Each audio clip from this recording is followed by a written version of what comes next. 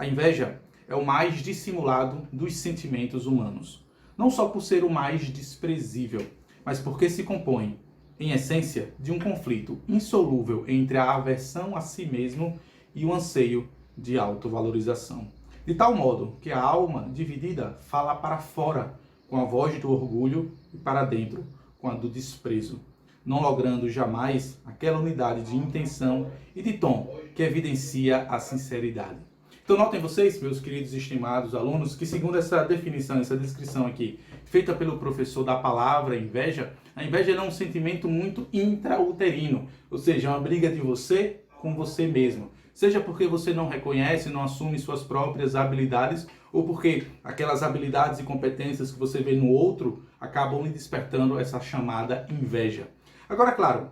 quando a gente fala a palavra inveja, primeiramente, acredito eu, talvez venha à sua mente a inveja de ordem material, que é aquela inveja de bens que outras pessoas têm que porventura nós não tenhamos, mas desejamos, né? Seja um carro, uma casa ou qualquer outra coisa do tipo. Agora, para o professor, existe uma outra inveja, essa sim, a inveja espiritual, que ela é muito mais danosa e que, segundo o professor Olavo, e eu tendo a concordar integralmente com a sua leitura acerca desse sentimento, desse pecado capital, que a inveja espiritual, ela é responsável, e foi responsável de certa forma, pelos maiores, pelos grandes males da humanidade. Então hoje, se nós estamos em 2022, afirmo categoricamente que a inveja foi o que nos trouxe até aqui, em especial, claro, as mazelas. Bastemos lembrar que Lúcifer, que cometeu o pecado de querer ser maior do que Deus, a inveja estava ali ao seu redor, estava em seu entorno como um sentimento negativo que fez com que Lúcifer enxergasse Deus como sendo algo que ele queria almejar, que é algo que ele queria alcançar, claro, no campo espiritual. Por isso, reforço aqui que a inveja espiritual ela é muito mais danosa, ela causa muito males à sociedade do que a inveja material. Então, quando você sai do Lúcifer, por exemplo, você entra já, começando aqui a era cristã, por assim dizer, nós temos o pecado original, que de certa forma a inveja também esteve ali envolto daquela ideia que foi colocada, né? Adão e Eva, quando eles, em especial a Eva, quando ela foi convencida pela cobra, pela serpente, que era a personificação ali do diabo, para que ela comesse o fruto proibido e que ela teria o conhecimento de Deus e que ela entenderia as coisas do mundo. O que é isso senão uma inveja do conhecimento, uma inveja do saber, ou seja, querer ser como Deus, querer ser como o Criador do universo. A gente vê Lúcifer, pecado original, o primeiro crime relatado na Bíblia, por exemplo, a inveja está presente. Quando Caim mata Abel, existem várias leituras possíveis desse fato, mas uma das leituras que muito mais nos apetece aqui nessa leitura, nessa interpretação sobre a palavra inveja, feita pelo professor Olavo de Carvalho, é que o pecado ali, Caim e Abel, Caim mata Abel, porque segundo relata ali a história presente na Bíblia, ali nos seus primeiros capítulos, que esse crime foi motivado, de certa forma, pela inveja, pois Caim acreditava que Deus, Jesus Cristo,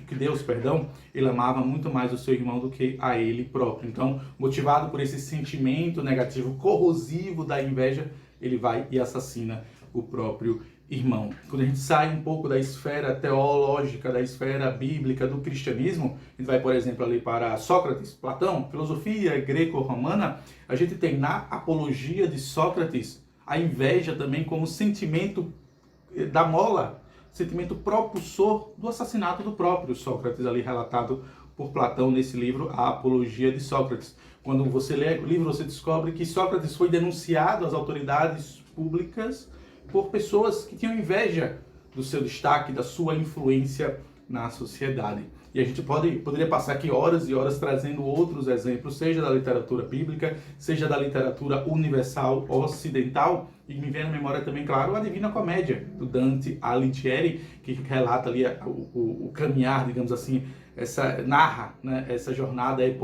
epopeica de Vigílio pelo inferno, purgatório e paraíso, quando em um dos círculos do inferno, que tem como base os 7 pecados capitais narrados e constituídos pela Igreja Católica, um dos últimos círculos do inferno. Portanto, um daqueles que mais causa sofrimento àquelas pessoas que ali foram enviadas é justamente o círculo destinado às pessoas invejosas. Então notem, meus queridos e estimados alunos, como a palavra inveja, como bem nos lembra aqui o professor Olavo de Carvalho, permeia as nossas relações mundanas, claro, partindo de um pressuposto de que a inveja espiritual ela é muito mais danosa e ela é mais dificilmente alcançada. Ao contrário da inveja material, que também, claro, causa os seus danos, também traz os seus males para a própria sociedade e para o próprio tecido, para o próprio elo que une os seres humanos, mas a inveja espiritual vai falar sobre bens intangíveis e, portanto, quando você expõe, quando você externaliza essa